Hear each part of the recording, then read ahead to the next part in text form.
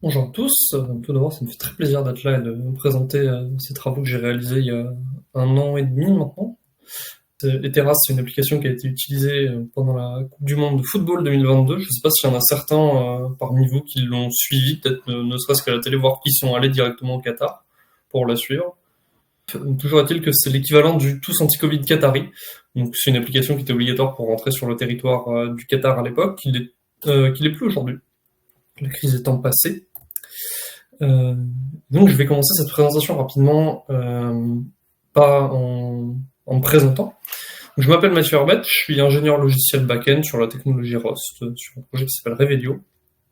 Je sors d'une école d'ingénieur qui s'appelle le SIEA à Laval, que j'ai faite en 2023, et pendant laquelle j'ai fait une formation en alternance en tant que pentester, donc hacker éthique, chez Orange Cyberdéfense.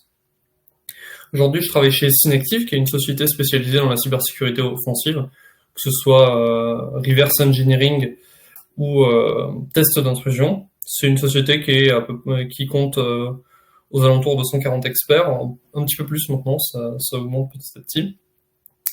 Et comme je disais, on fait du test d'intrusion, du reverse engineering, du développement logiciel et un petit peu de réponse à incidents qui montent de plus en plus. Donc Revelio, le projet sur lequel je travaille à Synective, c'est un projet qui compte aujourd'hui 12 personnes dans son équipe, ingénieurs, concepteurs et QA. Et c'est basiquement une solution de déverrouillage de téléphones mobiles et d'acquisition de données pour les forces de l'ordre. Donc si ça vous parle ou si vous connaissez, c'est un petit peu l'équivalent français de Greyhack, pardon, qui est une solution américaine pour faire du forensique. Et en 2022, du coup, j'ai publié dans le magazine MISC l'article que je vais vous présentais là à l'oral, avec un petit peu plus de détails. Du coup. Donc sur Eteras, ça veut dire précaution en arabe, si jamais. Il y a une typo là d'ailleurs, c'est pas Coupe du Monde 2023, c'est 2022. Superbe. Donc la Coupe du Monde de football qui a eu lieu en 2023, j'ai un doute. J'en doute, ça commence bien. 2022, oui. 2022, pardon, donc c'est moi qui ai fait une typo, je me rends compte. Elle a eu lieu à Doha, au Qatar, donc il y avait 2 applications qui étaient obligatoires pour rentrer sur le territoire à ce moment-là. Il y avait Aya, qui était l'application de la Coupe du Monde pour gérer l'événementiel, les tickets d'accès, les transports, essentiellement destinés aux étrangers en dehors des billets d'entrée pour la Coupe du Monde, et Eteras, du coup, qui était le Tous Anti-Covid Qatari. Pour ces 2 applications, la CNIL, la Commission nationale d'informatique et liberté, un organisme français qui a émis une alerte risque d'espionnage. Alors je nuance quand même, c'est pas lié au Qatar spécifiquement, en fait, c'est parce que le Qatar est en dehors de l'Union européenne. C'est des applications qui sont pas soumises au RGPD, donc qui font un peu ce qu'elles veulent en termes de protection des données et de partage des données qu'elles ingèrent. Donc, a priori, c'est une alerte qui est normale, disons qui est pas censé être un red flag, même si forcément le Qatar étant ce qu'il est, faut quand même prendre des précautions. Ils avaient recommandé à l'époque de venir au Qatar avec un téléphone vierge ou avec un ancien téléphone, en fait, un appareil qui contient pas de données compromettantes.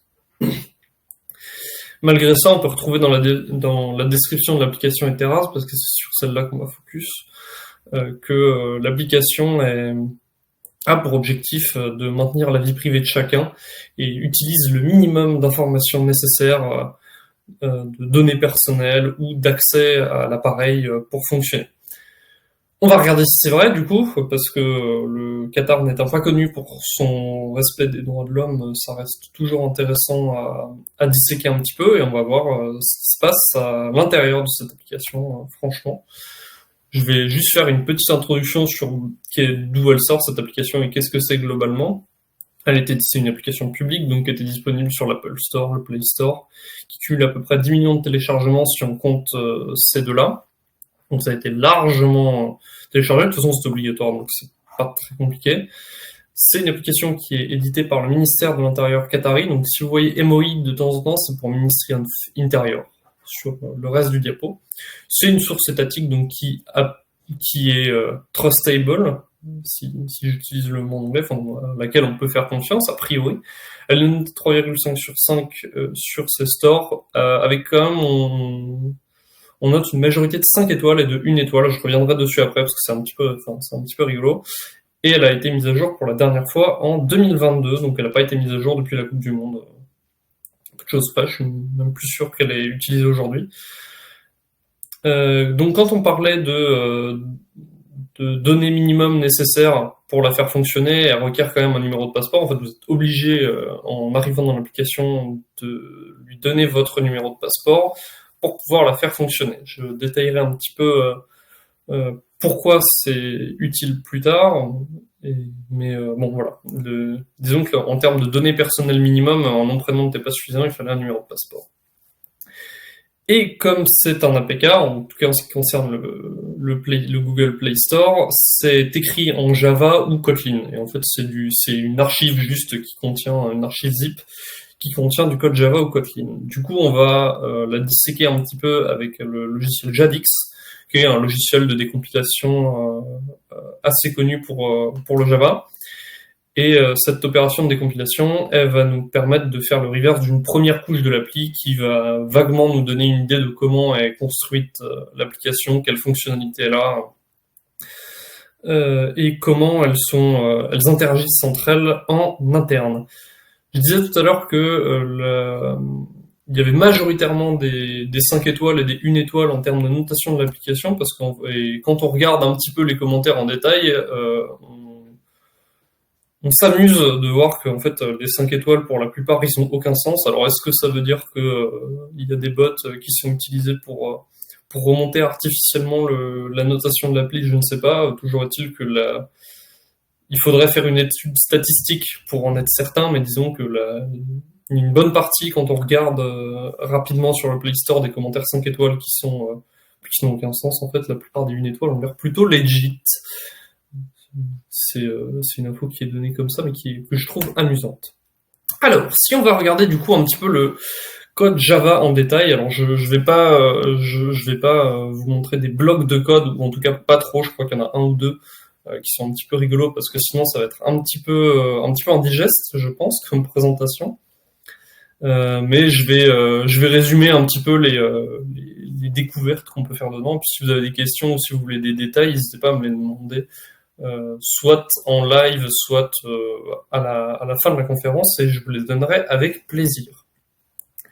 Si on s'intéresse donc un petit peu au code Java, donc la première couche de code de cette application, elle est packagée dans un package du coup qui s'appelle comme MOI Covid-19, MOI pour ministère de l'Intérieur, comme je disais tout à l'heure, et qui réfère à un package qui s'appelle comme Orbis et Teraz. Donc Orbis, on le verra plus tard, c'est un organisme, c'est une entreprise privée, donc a priori c'est une appli qui a été créée par une boîte privée, elle est donc sous-traitée, ce qui n'est pas déconnant.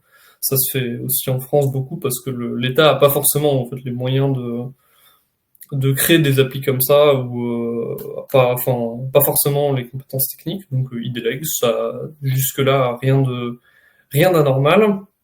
Quand elle démarre 22 tâches en background, donc en multithread. Je vous ai donné quelques noms de tâches là qui sont démarrées pour vous donner un ordre d'idée du type de fonctionnalité qu'on retrouve dans cette application. Donc elle récupère une configuration, elle vérifie un statut de mise à jour, elle récupère quelques paramètres sur le téléphone. Jusque là, rien d'anormal. Le get configurations, on s'y attardera tout à l'heure parce que je dis rien d'anormal, mais en fait un petit peu. Les données sont stockées en local, ce qui est plutôt une bonne nouvelle jusque-là. Hein. C'est stocké sur une base SQLite. Pour ceux qui connaissent pas, c'est un MySQL mais en local. Du coup, pas de problème. Ça respecte a priori les exigences de vie privée que l'app s'est elle-même imposée dans sa description. Le seul souci, c'est que ça stocke des données de géolocalisation, donc longitude, latitude, la date à laquelle ces données ont été prises, et par contre il y a des paramètres un petit peu rigolos comme to sync ou to delete. J'expliquerai un petit peu à quoi ça correspond tout à l'heure, mais bon, disons que pour une appli qui est censée donner donner des alertes si elle croise quelqu'un qui a été infecté récemment, des données de géolocalisation, c'est pas déconnant si elles sont stockées en local.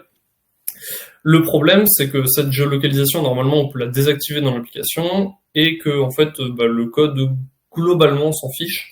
Je vais donc, je vous disais qu'il va y avoir un petit peu de code, je vais le résumer simplement. Le Java récupère la longitude et la latitude courante, donc en fait la position de l'utilisateur. On peut lui demander de désactiver du geotracing, comme on le voit ici, configuration disable geotracing. Et donc à ce moment-là, si le geotracing est désactivé, on va supprimer les données récoltées de longitude et de latitude de l'interface utilisateur. Et par contre, si la géolocalisation est désactivée, mais que la fine geotracing, c'est une nuance spécifique à Android entre la position et la position précise, on va rajouter à ce moment-là les données de longitude et de latitude. Sauf que, en fait, qu'on ait désactivé ou pas la géolocalisation, il va quand même loguer cette géolocalisation. En fait, il va juste pas l'afficher. Il va juste pas l'afficher dans l'interface, mais par contre, il va stocker les données dans la base SQLite. Donc, on va dire moyen bien en termes de vie privée. Mais jusque-là, à la limite, si c'est stocké en local, pourquoi pas. On va quand même s'attarder un petit peu sur la partie réseau, histoire de voir à quoi ça ressemble. C'est une application qui communique avec deux API HTTP, une de test qui a été laissée dans le packaging vraisemblablement, et une de production qui s'appelle etras.com. Alors c'est pas une faute d'orthographe de ma part, l'appli s'appelle bien Eteras, mais vraisemblablement dans leur infra, soit ils ont fait une faute d'orthographe, soit ils ont mal m'écrit le nom, je sais pas. Ça, c'est un peu un mystère. Ils sont ouais. Et une autre API de test qu'on trouve à l'URL biotrace-orbisholding.com. Alors je vais pas m'attarder dessus, mais gardez-le quand même en tête, ce orbisholding.com, parce que c'est le même nom. Enfin, en fait, c'est le nom de l'entreprise qui a conçu ce logiciel-là. Et on verra que ce sera utile après. La structure logicielle, rapidement, elle est complètement multithreadée. L'application en elle-même, elle sert à rien. Enfin, le code Java, c'est pas qu'elle sert à rien, mais elle dessert que du code front. Donc, on n'a pas accès du tout à comment sont traitées les données ou même, en fait, quelles données sont traitées. On sait juste que il affiche des choses et il y a du texte et des images. C'est globalement tout ce qu'on peut tirer de l'application parce qu'en fait, toutes les tâches qui tournent en background font appel à des fonctions native, donc qui sont placées dans une libc. Ce qui fait qu'au final, on n'a pas grand-chose à se mettre sous la dent dans cette appli, à moins qu'on veuille piquer les images et la communication graphique de Eteras. Dans cette appli Java, il n'y a pas grand-chose. Du coup, qu'est-ce qu'on peut en faire si ce n'est aller dans le binaire directement dans la libc? Là, on va faire un peu de binary exploitation rapidement. Encore une fois, je vais pas vous mettre du code sous les yeux parce que c'est vraiment infect à lire. Mais du coup, je vais résumer globalement ce qu'on peut trouver dans cette application. Du coup, rapidement, comment on fait de la binary exploitation? On peut utiliser un logiciel qui s'appelle Ghidra ou IDEA, mais c'est deux concurrents directs. Moi, j'ai utilisé Ghidra parce que c'est open source et globalement simple à utiliser. Je fais un warning quand même, j'ai pas beaucoup d'expérience dans la binary exploitation, donc j'ai fait mon analyse est assez limitée, mais globalement on va chercher des choses qui sont assez simples, donc que ce soit des requêtes SQL à la base de données ou des requêtes HTTP qui auraient pu être faites aux API distantes. C'est tout ce qu'on cherche, on va pas aller chercher plus loin dans le fonctionnement, chercher des exploits et des vulnérabilités, c'est pas du tout l'objectif ici. Et surtout, on va chercher ça dans un fichier qui s'appelle lib.so, qui est la manière d'Android de packager des librairies C. Elle est écrite en C ou C++, donc ça va être un petit peu compliqué à arriver vers ce C++ parce que ça ajoute énormément d'abstractions et beaucoup de code en plus, c'est-à-dire qu'il serait pas nécessaire si c'était juste écrit en C. Mais les premières remarques que je me suis faites en la lisant, c'est que globalement, il n'y a pas d'obfuscation ou alors elle est très limitée. Enfin, c'est des design patterns assez simples à reverse. De toute façon, il n'y a pas de mécanisme d'anti-reverse. Typiquement, il n'y a pas d'anti-debug pour faire de l'analyse dynamique. Il n'y a pas de SSL pinning pour Le SSL pinning, c'est une manière de hardcoder le certificat SSL dans l'application pour chiffrer toutes les communications, pour éviter les attaques man in the middle. Et là, il n'y en a pas. Donc, en fait, on peut lire les communications HTTPS en clair. Du coup, c'est un peu open bar sur ce qu'on peut faire sur Sabli. En fait, on peut tout lire, y compris les textes. Enfin, il n'y a rien de chiffré, il n'y a rien d'obfusqué. Je dirais pas qu'elle a été mal conçue, mais je dirais qu'elle n'a pas été conçue pour... ils n'ont pas trop pensé à la sécurité, ils n'ont pas trop pensé au fait que les gens puissent reverse cette appli. A priori, en tout cas. Et donc, on va disséquer un petit peu cette appli en fonction de quelques features. Je vais pas vous faire les 22 tâches qui sont lancées en background parce que sinon ce serait très long. Mais par contre, on va juste en disséquer 2 importantes. La géolocalisation, donc comment elle est faite cette application, et la configuration dont je vous parlerai juste après. Du coup, la géolocalisation, les données de géolocalisation, donc longitude, latitude et date en temps réel, a priori, sont transmises sur une application HTTP, sur une des 2 API HTTP dont je vous ai parlé tout à l'heure, sous une URL qui est ce qu'elle est, un public geolocated qui n'est du coup pas obfusqué, a priori. Je vous fais un résumé rapide de comment cette fonction fonctionne. On récupère les données de géolocalisation depuis la base de données SQLite, et ensuite on envoie direct sur l'API HTTP, et on met à jour la base de données en remettant des flags pour éviter d'envoyer 2 fois les mêmes données. Chose intéressante, elle supprime les données, cette fonction supprime les données locales, donc c'est-à-dire qu'il n'y a aucune copie des données de géolocalisation qui sont gardées sur la base SQL. En fait, c'est juste une manière de stocker en attendant de les envoyer sur l'API HTTP. Du coup, en termes de vie privée, ça se situe pas très très haut, quoi. En fait, tout passe par des API HTTP, on n'a aucune idée après de ce qui se passe derrière. Mais du coup, si ça se trouve, on peut faire en sorte de configurer notre appli pour que ce soit pas le cas. On va regarder vite fait comment est faite la configuration locale, parce que du coup, c'est une configuration locale qui est aussi stockée sur SQLite. Il y a à peu près une vingtaine de paramètres qui sont configurables. Je vous épargne la liste complète parce que en plus elle veut pas dire grand chose. Il y en a juste 2 qui sautent un petit peu aux yeux. C'est le paramètre Global Geotracing et ScanFrec. Donc Global Geotracing, je pense que vous vous doutez d'à quoi il sert. Et ScanFrec, c'est la fréquence à laquelle les données sont envoyées, des données de géolocalisation sont envoyées à l'API HTTP, et à quelle fréquence les données de géolocalisation sont récupérées sur le téléphone de l'utilisateur. Donc par exemple, 2 minutes, l'application va faire un call GPS pour demander la longitude, la latitude courante, il va stocker ça dans la table, dans le SQLite, et ensuite il va envoyer ça à l'API HTTP. Comme on l'a vu tout à l'heure, il n'y a pas moyen de toute façon de désactiver ce geotracing, parce que qu'on le désactive ou pas dans l'application, c'est quand même logué, enfin la géolocalisation est quand même loguée.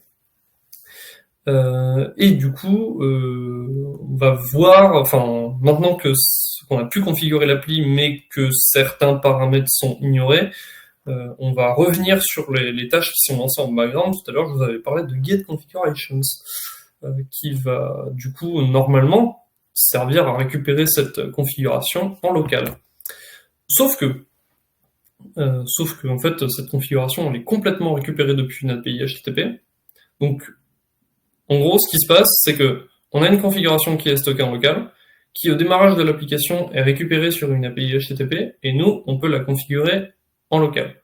Une fois que cette configuration a été récupérée, on peut la modifier en local. Mais en fait, à chaque fois qu'on redémarre l'application, donc en fait à chaque fois qu'on l'utilise, la configuration elle est mise à jour depuis une source qui est distante. Donc, idem, on peut régler ce qu'on veut, on peut désactiver la géolocalisation comme on veut. Si de leur côté, eux, ils ont un outil qui leur permette de juste réactiver la géolocalisation, les réactiver tout simplement. La configuration locale, en fait, elle sert pas à grand chose. En fait, quand je disais tout à l'heure que le fait que la base de données soit locale, c'est une bonne chose. En fait, ça leur sert juste, eux, de zone tampon de zone de stockage en fait pour une configuration qui est en fait stockée à distance. Tout est stocké à distance là-dessus. Et donc en termes de vie privée, pareil, pas ouf. On a aucune maîtrise sur les données qu'on envoie ou qu'on reçoit de cette infrastructure. Donc du coup, est-ce que l'application communique avec Internet? Bah oui. Est-ce qu'elle transmet des données de géolocalisation? Bah oui, du coup. Et est-ce qu'on peut configurer l'appli pour l'en empêcher? Ce qui serait bien, a priori on peut en local. On peut. Mais par contre, cette configuration, elle peut être modifiée à distance. Du coup, on est un peu embêté. Est-ce qu'on peut y faire quelque chose, du coup, pour faire en sorte que cette appli ne communique pas avec Internet ou qu'elle n'envoie pas de données de géolocalisation, de quoi que ce soit? Pas trop en fait, hein, parce que de toute façon, tout ce qui est configuré passe par des serveurs sur lesquels on n'a pas la maîtrise. Donc, si on peut ne pas aller au Qatar à la rigueur, ne pas utiliser cette application. Mais c'est pas vraiment une solution, vous en doutez bien, surtout quand on est sur place à l'événement, l'application elle s'ouvre pas sinon. Mais bon, a priori, on a vu que c'était une source étatique qui gérait l'application, donc on peut lui faire. Alors c'est le gouvernement de Qatar, certes, mais on peut lui faire confiance, du moins on peut lui accorder dans cette application la confiance qu'on accorde au gouvernement qatarien. Néanmoins, vous vous rappelez de Orbis Holding tout à l'heure, c'est le petit nom de l'API de test au début. Pendant l'investigation, on a retrouvé un nom de domaine, orbisholding.com, qui était affilié à des données de test. Donc a priori, c'est une appli qui n'est pas utilisée. Néanmoins, si on s'intéresse un petit peu à cette entreprise Orbis, c'est une entreprise qui fait de la gestion d'identité biométrique. D'ailleurs, vous pouvez aller, si ça vous intéresse, de voir ce qu'ils font sur leur site, orbisholding.com. Ils font de la gestion de l'identité biométrique, donc ils proposent des solutions de kiosques d'enrôlement biométrique, des ATM, donc des distributeurs de billets de banque par lecture d'iris, ils font de la lecture d'empreintes digitales, tout ça. Ils proposent des services de contrôle d'identité, donc gestion de e-passeport, de cartes d'identité, et ils proposent des solutions de contrôle aux frontières. Vous vous rappelez le numéro de passeport qu'on échange à l'appli? Bon, bah voilà. En fait, ils sont complètement capables de lier ça à votre identité. Et si on utilise un petit peu la Wayback Machine sur ce site-là, on se rend compte qu'ils proposent soit ils proposent plus, soit ils en font plus la pub, mais ils proposaient en tout cas à l'époque des services de reconnaissance faciale en temps réel. Donc en fait, c'est une entreprise qui fait complètement de la sécurité, mais de la sécurité physique, sur les gens directement, c'est pas seulement de la sécurité informatique, je dis pas seulement parce que si on s'intéresse un petit peu à son écosystème, en fait, c'est toute une myriade d'entreprises qui gravitent autour de cette société. Si on s'intéresse un peu aux données WIS de ce nom de domaine, on découvre que le PDG de cette entreprise s'appelle Antoine Chamier, et cette personne-là, elle fait pas mal de choses dans la vie, ou a fait pas mal de choses. Il était General Manager chez NTT Global Service, donc c'est un fournisseur de services cyber qui fait de la cybersécurité et de protection dans le cloud.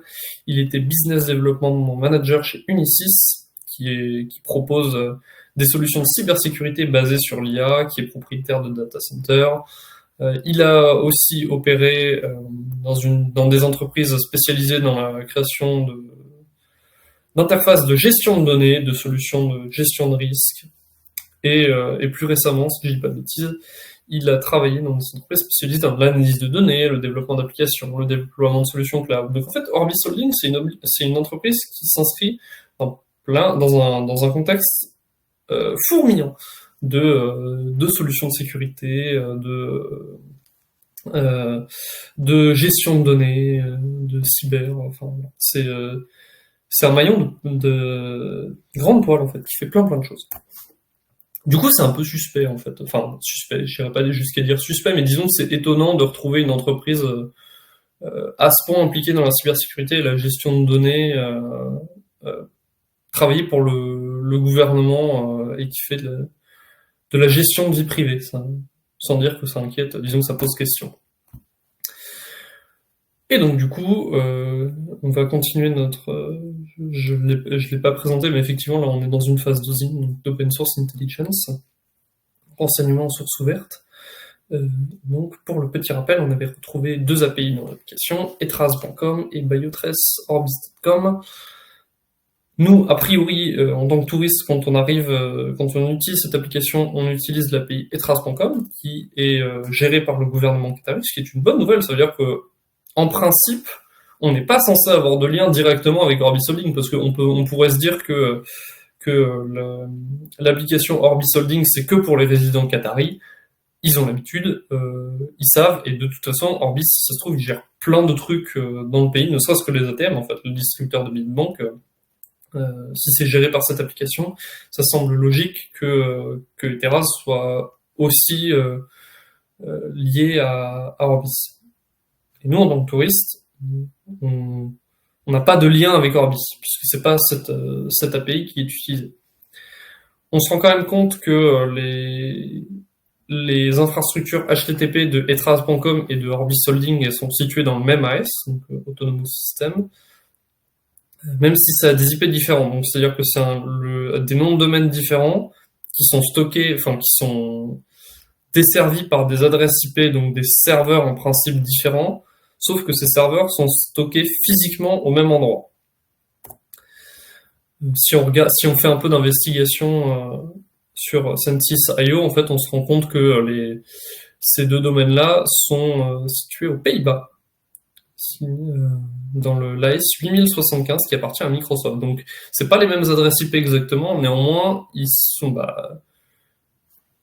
les serveurs sont desservis par le même prestat. Donc, il n'y a pas de lien encore évident entre Orbis Holding et Trace.com, mais on peut s'attendre à ce que les gens qui les gèrent utilisent des stacks techniques similaires.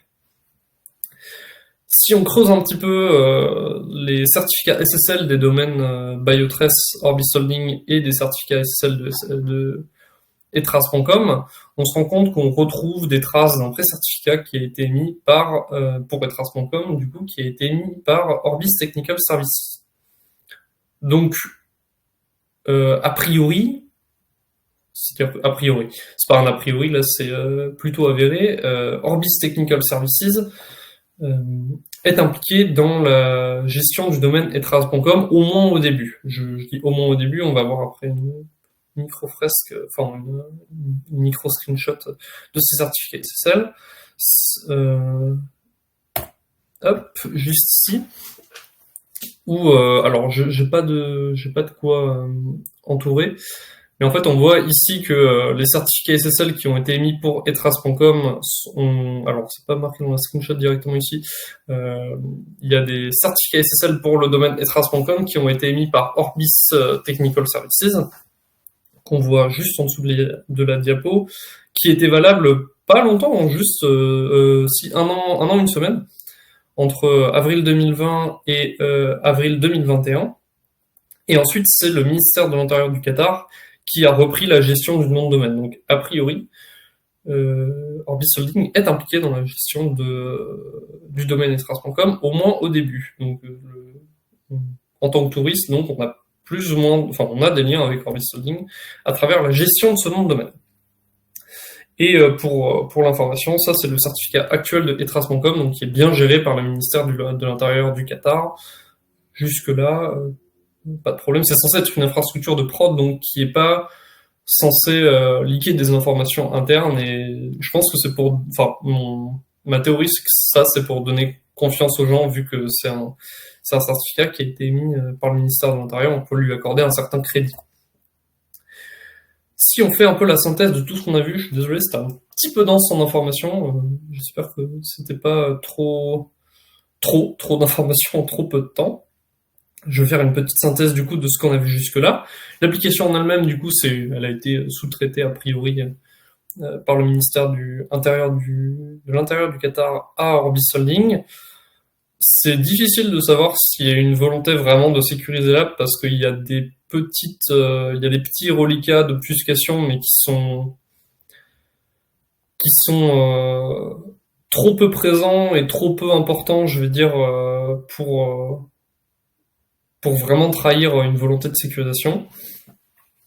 Et par contre, c'est une application qui est utilisable seulement au Qatar. Donc je suppose que c'est basé sur l'IP, parce que moi, quand j'ai essayé d'utiliser cette application, de télécharger cette application sur mon téléphone et de l'utiliser, ça n'a pas fonctionné. Même si en faisant du Man in the Middle, on se rend compte qu'il y a des appels HTTP qui sont bien envoyés, il n'y a juste pas de réponse. Si vous voulez tester de votre côté, c'est possible. Encore une fois, l'application est disponible sur le Google Play Store. Cette application, donc, elle indique être respectueuse de la vie privée, mais en fait, elle échange un numéro de passeport contre une clé d'API, clé d'API qui est ensuite utilisée par les services distants, les API HTTP qu'on a vus. On a vu que l'application, elle envoie et reçoit sa configuration depuis un serveur distant, depuis une API HTTP, et elle envoie aussi des données de géolocalisation à distance. En temps réel, ça dépend de la valeur du paramètre scanfrec qu'on a vu tout à l'heure et qui est modifiable à distance. Du coup, il n'est pas possible de désactiver la localisation pour utiliser l'app. Donc en fait, l'app elle peut traquer tout le temps quand elle veut et comme elle veut. Et par contre, comme je disais dans la présentation, sur les données qui sont envoyées et reçues, que ce soit la configuration ou la géolocalisation, c'est une complète boîte noire. On n'a aucune idée de ce qui se passe en vérité avec les données qui sont envoyées à l'application. Donc question vie privée, là encore, on repassera. En fait, c'est complètement opaque. En fait, on n'a aucune idée de ce qui se passe. Si on regarde un petit peu l'écosystème de cette application, en plus, ça a été développé par la boîte Orbis Holding, donc qui fait du contrôle aux frontières, de l'identification biométrique, de la reconnaissance faciale. Donc du coup, vous doutez bien que les gens qui arrivent à l'aéroport, qui donnent leur passeport au contrôle aux frontières qui est fait par la douane et du coup par la technologie de Orbis Holding, en fait, ils savent pertinemment, ils ont toutes les données en tout cas et toutes les technologies pour savoir qui arrive aux frontières et où ils sont dans le pays à tout moment, tout simplement. Et en plus de ça, vu que l'entreprise est en lien avec des entreprises de cybersécurité, des entreprises qui font l'IA, de la visualisation de données avancées, et qui sont propriétaires de data centers, en fait, ils ont tous les outils pour développer un logiciel de surveillance de masse, tout simplement, et suivre qui ils veulent, quand ils veulent, en temps réel. C'est le risque de cette application, c'est un petit peu ça, en fait, c'est d'être géotracé en temps réel tout le temps, à moins de supprimer l'application définitivement. Et donc, je fais une rapide tour. Oui, voilà. Normalement, nous, en tant que touristes, on n'est pas censé être lié à cette entreprise Orbis Holding. Néanmoins, on se rend compte qu'en analysant les API qui sont utilisées pour transférer les données, en fait, c'est la même entreprise. C'est la même entreprise qui est derrière. C'est la même API, c'est le même logiciel d'API. Les serveurs sont stockés en même endroit. Les artefacts techniques qui ont été générés pour Retrace.com ont au départ été gérés par Orbis Holding. Donc, a priori, c'est une entreprise qui est impliquée directement dans la gestion de l'infrastructure de production de cette appli. Donc, en fait, sous couvert d'utiliser des noms de domaine gérés par le ministère de l'Intérieur, en fait, a priori, j'utilise des pincettes parce que c'est difficile d'être très formel là-dessus, mais a priori, c'est Orbis Holding qui gère derrière. Si je fais une dernière conclusion, une conclusion avant de clore cette présentation, les craintes que la CNIL a émises sur cette application, elles sont fondées en termes de respect de la vie privée, sans dire que c'est une cata, c'est peut-être pire que ça en fait. Il y a juste pas de gestion il n'y a pas de gestion particulière des données de la vie privée. Cette appli, elle géotrace en permanence. Il y a au moins 10 millions de personnes qui ont téléchargé cette application, au moins 10 millions de devices qui ont téléchargé cette application entre les Google Play Store et Apple Store, au moins tous les millions de touristes qui sont allés au Qatar pour voir la Coupe du Monde de football. Et donc c'est une application qui ouvre la porte à du tracking à très très grande échelle, comme ça a rarement été le cas. En fait, j'ai pas d'exemple à proprement parler. Si vous en avez, n'hésitez pas à interagir dans le chat pour en parler, ça m'intéresse. Et donc, si je peux conclure cette présentation par un petit mot de la fin, c'est que, en fait, ces applis-là, elles vont être de plus en plus répandues. Et n'oubliez pas que les JO de Paris aussi auront une appli événementielle. Alors, ce sera pas une appli tous anti-Covid comme ce qu'on vient comme ce que je viens de vous présenter, mais qui permettra certainement des fonctionnalités pas forcément similaires, mais au moins comparables, et sera probablement obligatoire à installer aussi à Paris, pour que ce soit pour les touristes, peut-être pour les locaux, pour les gens qui iront voir les JO et participeront aux événements. Et du coup, on n'a peut-être rien à cacher sur notre téléphone, mais c'est pas parce qu'on n'a rien à cacher dessus qu'on accepte que quelqu'un regarde notre écran par-dessus notre épaule. C'est que ce soit la géolocalisation ou autre chose, c'est la vie privée a priori, la vie privée c'est essentiel. Et même si on n'a rien à cacher sur nos portables, c'est pas pour autant qu'il faut laisser la porte ouverte à des organismes, que ce soit étatiques ou privés, l'accès à nos données.